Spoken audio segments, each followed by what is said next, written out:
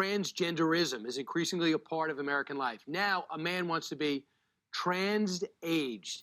I'm talking about Emil Ratelband. He's asking a Dutch court to legally change his age from 69 to 49.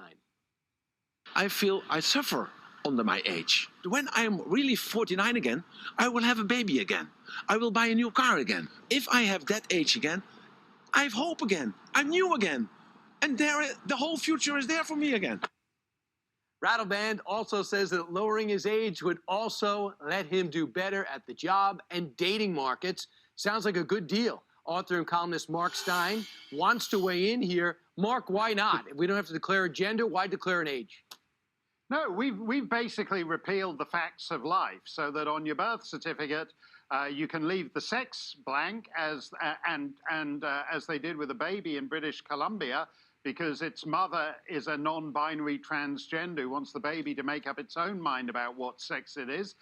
You can change the parent. A court in California put two fathers down on the birth certificate because they didn't want to figure out which one of them was actually genetically. We've repealed the facts of life, so why not repeal age? He says that he'll give up his pension. Sense. He's going to go all the way. He says, yeah, I'll give up my pension. I'll get a different car for a 49-year-old instead of a 69-year-old. So he wants to stay with this. Yeah, well, that's actually where you tie together the social liberalism and the fiscal conservatism, as moderate Republican governors always say, because if he's offering to defer his pension for 20 years, if everybody was to demand that they had 20 years knocked off their life, we could save Social Security just like that.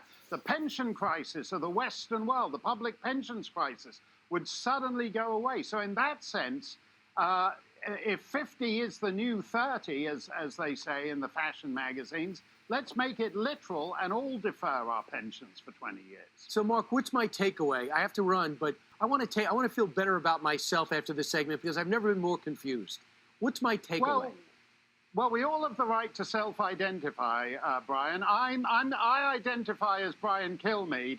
But for some reason, it keeps getting me worse tables in restaurants. That's so exactly it. There's a positive way to look at these things. Right. You don't want to be too young and have to show ID and not be able to get into bars, because that's where Mark Steyn is the happiest. Mark Steyn, thanks so much. Thanks a lot, Brian. The world's a better place with you here. Meanwhile, now this. CNN's Jim